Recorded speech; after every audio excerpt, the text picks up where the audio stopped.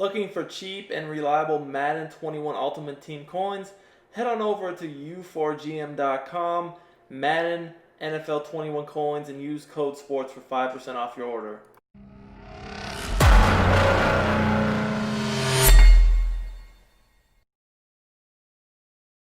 Yo, what's up everybody? It's Duke back here from sportsgamers.com.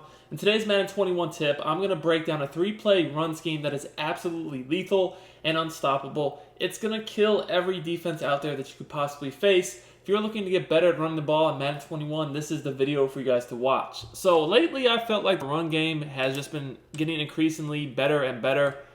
Certain people have good defenses to shoot the gaps, but if you know how to run the ball, you should know how to avoid that. And I'm going to look at this I-form wing. You can find this formation in a lot of playbooks. In this situation, I'm in the Tennessee playbook. I like it a lot because it has 3 really good runs. I'm going to set as audibles. We're going to have the stretch alert X looky, the ISO, and then also the HB Power G. So the Power G is really the run that really sets this scheme apart, because a lot of people might know how to stop the ISO or the stretch looky, but the HB Power G is a whole nother animal of itself. So you're going to want to have a good running back if you're going to run the ball a lot. That should go without saying, but you don't really need anything particular to run the scheme. So I want to look at the stretch first, and then we're going to get into the other runs in this scheme. Before we get too much further in this video, I just want to remind you guys to subscribe to the channel. If you're enjoying our content, make sure to also turn your notifications on so you don't miss out on any of our great tip videos. We upload videos every day. It just takes a second, hit the subscribe button in the corner of the video. Also like the video too. If you're showing the love, we do appreciate it.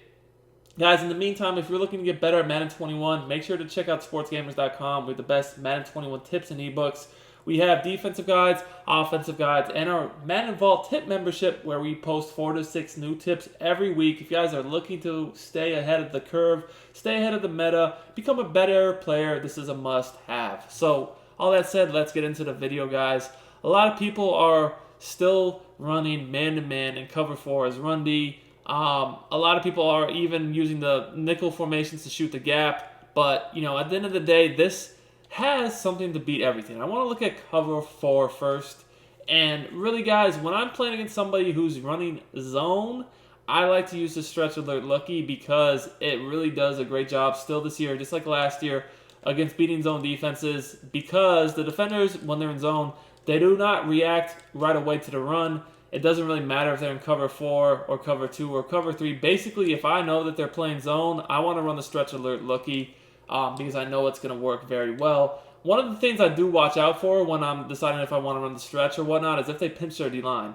If they pinch their D-line, I already pretty much know that the stretch is going to get me free yardage, so that's a key look for me. Now, that was cover 4. Let's just look at cover 2. The thing I want you guys to really focus on is just how easily we're able to get yardage against zone, because the defensive players, they just don't react well. And sometimes I'm going to look to shoot around the 2 tight ends. Sometimes, as you guys see here, because the defenders took a wide angle, we have a huge hole right up the middle, just right up in here. We're able to cut back up the middle, get some really good yards. And, you know, it's just all about following your blockers on this year's game. You know, you don't want to hit turbo too fast. I will say that one of the biggest tips I could give you guys is to make sure you don't use turbo until you're in the open field. As long as you do not abuse turbo, you're going to set up your blocks a lot better than if you try to use turbo nonstop. So let's take a look at cover 2 one more time. And I just want you guys again to notice that the defenders, they just don't react very well. I'm able to get through that hole pretty easily.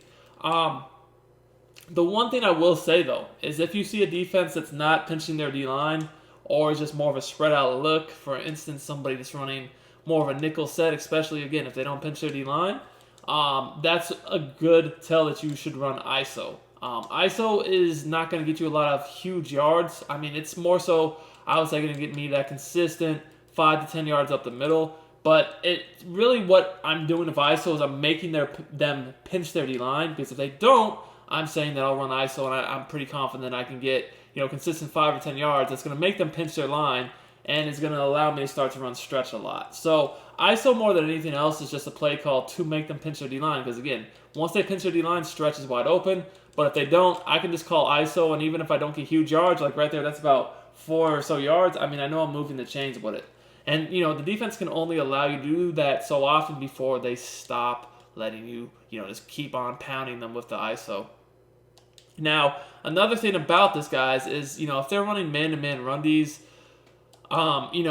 this stretch, you can abuse with people that try to do this by using motion. So, one of the things I like to do a lot is if I see they're man-to-man, what I'll do is I like to motion this guy over, and then I like to motion him back and snap the ball while he's in motion. I just feel like he gets a little bit quicker kick-out block. As you guys can see here, I'm around the corner for a huge touchdown. I feel like when you do that little motion snap, he just blocks the edge a lot better. And sometimes, depending upon what type of man-to-man defense they're in, you'll actually get a blocking advantage as far as your numbers. It just depends upon the specific defense and like the settings they're using, if they're gonna follow the motion or not. But here again, you guys can see, just all about following your blocks, setting up your blocks in the open field, and we're gone. There's an easy touchdown right here around the corner for us with Derrick Henry. So, very, very good running scheme. Now, the thing you have to watch out for is certain people know by now how to shoot gaps. And a lot of this is done in nickel formations, big nickel over G, 3-5 wide. Just really a lot of the nickel formations allow you to do this. Now, one thing I really love about this scheme is the power G is going to destroy people trying to do this. So, one thing you'll see a lot is people that know how to, like I said, come up in the gap and kind of just shoot in. Now, if you see that they know how to do this, the power G is the answer. The power G is a completely different blocking scheme than you're going to get on a stretch or a dive. And because of that, it's going to mess up them trying to come in the gap with their user, and you're going to be able to abuse them for big running lanes. Guys, take a look. I want to show you guys the difference here. So stretch and ISO or dive, whatever you want to call it, is basically, we don't have any blockers that are pulling. It's basically, everyone's got their man to block. But here, as you guys can see, we have actually, blockers pulling around to the outside. That is going to give us a whole different look, as you guys can see here. Number 64, he's going to pull around, and that allows these two blockers to get to the second level instead of allowing that guy to normally shoot in. So then we have the fullback. We're following them to the outside. Our tight end gets to the second level, and we're at this point one-on-one to safety. And like if you can't make the safety miss, you still have a big chunk of yards. But even as is, we are able to almost get around him, and we do for the touchdown. I really feel like this power O is the run that really takes this scheme to the next level. A lot of good defenders do by now know to shoot the gaps on the stretch and the ISO plays. However, you're not going to be able to do it the same on power O. This power O run play, which is just not the most common play, the power G is so hard to stop. It is going to kill people that are trying to shoot the gaps. So what you want to do, essentially to recap, is first of all, if you see them coming out in zone, pinching their D-line, you definitely want to run the stretch alert lucky. Now, if you see them not pinching their D-line, you're going to run ISO. But at the same time, if you run into somebody that knows how to shoot the gaps on your runs and can stretch and dive, that's when you want to call this power G. The power G is literally game-changing. It's not going to allow people to shoot the gaps so easily. When you have 3 different runs, it is so difficult for the defense to deal with. And, that's really the key in running the ball successfully, is knowing when to run each run against all the different defensive looks. So hope you guys enjoyed this tip. Again, I'm in the Tennessee playbook on offense. However, you can find this formation and these runs in other books as well. Until next time, it's Duke.